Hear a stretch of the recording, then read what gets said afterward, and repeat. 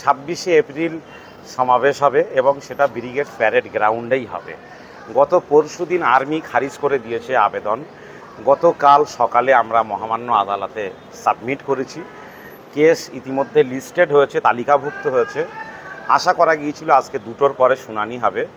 আমাদের আইনজীবী তিনি মেনশন দিয়েছেন কোর্টের যে নিজস্ব একটা সিস্টেম থাকে, আগামীকাল 1টা 15 মিনিটে শুনানির সময় ধার্য হয়েছে এবং আমরা এখনও পর্যন্ত কলকাতা হাইকোর্টের প্রতি আস্থা রেখেছি। আর্মি যেহেতু কেন্দ্রীয় সরকারের সংস্থা, তাদের কোনো নিষেধ হয়তো আছে বা তাদের কোনো অশুভ পরিকল্পনা আছে, সেই জন্য তারা শেষ মুহূর্তে খারিজ করেছে, কিন্তু আদালতের প্রতি আমাদের আস্থা আছে। আপনারা আগেই শুনেছেন ওখানে আমার হিন্দু ভাইদের গীতা পাঠ হয়েছে, ওখানে আরএসএসের মোহন ভগবতজি তিনিও সভা করেছেন।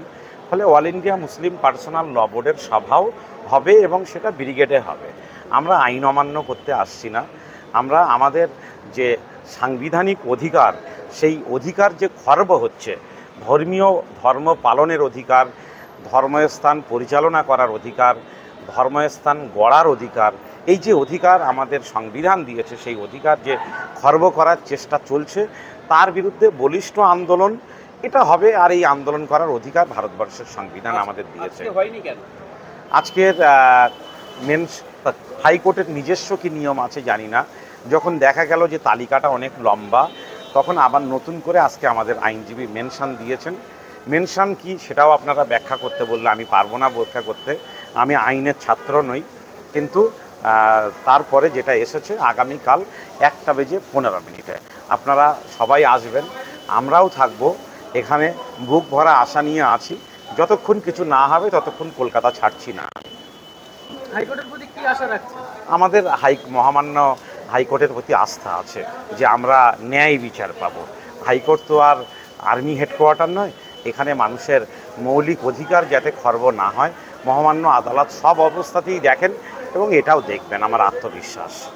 আর্মিদের তরফ থেকে যে আপনাদের পারমিশন দেওয়া হয়, কি কারণে দেওয়া হয়নি, তারা কি কোনো সেটা সময় মতো আমরা ঠিক বলবো, তার পুঙ্খানুপুঙ্খ বিচার বিশ্লেষণ সবটা হবে। এই আজকের শুধু আমি হেনস্থার শিকার নই, আমাদের যারা সবাই সম্মিলিত প্রচেষ্টায় যারা এই কাজটা করছেন তারা হেনস্থা হচ্ছেন। গোটা বাংলায় যারা নানাভাবে প্রস্তুতি নিয়েছেন ব্রিগেড সমাবেশকে সফল করার জন্যে, কেউ গাড়ি ভাড়া করেছেন, কেউ মানুষের কাছে কথা দিয়েছেন, পথসভা আজকেও কয়েকটা আছে, চলছে, প্রচারের কাজ চলছে। সবাই অত্যন্ত ব্যথা নিয়ে, কষ্ট নিয়ে শুধু সময়টা কাটানোর চেষ্টা করছে। আমরা যেমন ইফতারের সময়ের দিকে তাকিয়ে থাকি, আমরা আগামীকাল 1টা 15 মিনিটের দিকে তাকিয়ে আছি। সেই সময়টাই মহামান্য বিচারপতি তিনি আমাদের কথা শুনবেন এবং তার একটা রায় দেবেন। আবারও আশা করছি সে রায় ব্রিগেড সমাবেশের পক্ষে হবে, সে রায় সাধারণ মানুষের সাংবিধানিক অধিকারের পক্ষেই হবে। আপনারা কালকে মোহাম্মদ সেলিমের একটি ভিডিও অনেকেই দেখেছেন।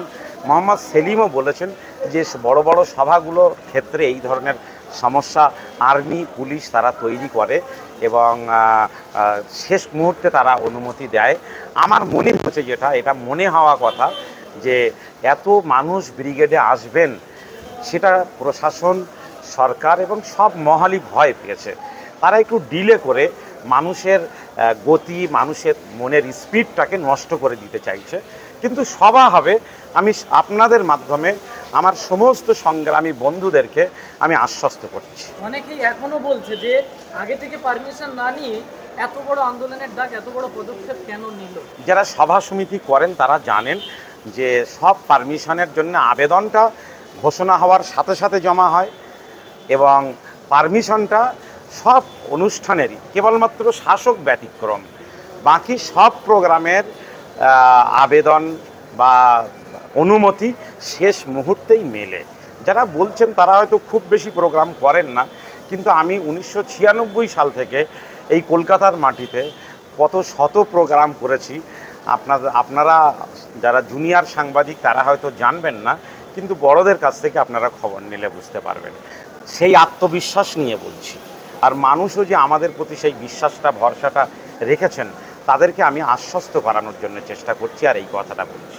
মুসলিম পার্সোনাল ল বোর্ডে তো অনেকেই বাংলায় মেম্বার আছে, তার মধ্যে আপনাকে এত সক্রিয়তা দেখা যাচ্ছে কেন? আমি জানি না অল ইন্ডিয়া মুসলিম পার্সোনাল ল বোর্ড কেন আমার মতন এরকম একটা দুর্বল, কম যোগ্য, অযোগ্য মানুষকে এই দায়িত্বটা দিচ্ছেন। গতকাল অল ইন্ডিয়া মুসলিম পার্সোনাল ল বোর্ডের যিনি সর্বভারতীয় জেনারেল সেক্রেটারি, তিনি লেটার হেডে লিখে, আমার নামে লেটার হেডে লিখে একজন মেম্বার হিসাবে এই মহামান্য আদালতে এই ধরনের একটা গুরুত্বপূর্ণ মামলায় অংশ নেওয়ার জন্যে তিনি দায়িত্ব দিয়েছেন। সেটা ল বোর্ড কেন নিচ্ছেন আমি জানি না।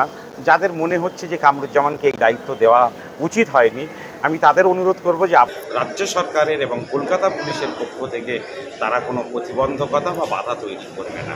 এই আপনি যে জায়গায় দাঁড়িয়ে রয়েছেন, হাইকোর্ট সহ ইডেন গার্ডেন, রাজভবন, নেতাজি ইন্দোর সমস্ত কিন্তু অফার সম্পত্তি। এবার যে জায়গাটা আপনি সভা করতে চেয়েছেন সেটাও কিন্তু অফার সম্পত্তি। পরের মাঠ তুমি কার একটা বহুল প্রচারিত দৈনিকে এই সংবাদ প্রকাশিত হয়েছে এবং তা এখনো পর্যন্ত তাদের অফিসেও আছে, আমাদের কিছু ভাইয়ের কাছেও আছে যে এটা ওয়াকাফ সম্পত্তি, সীতাপুর মাদ্রাসার এন্ডাওমেন্ট।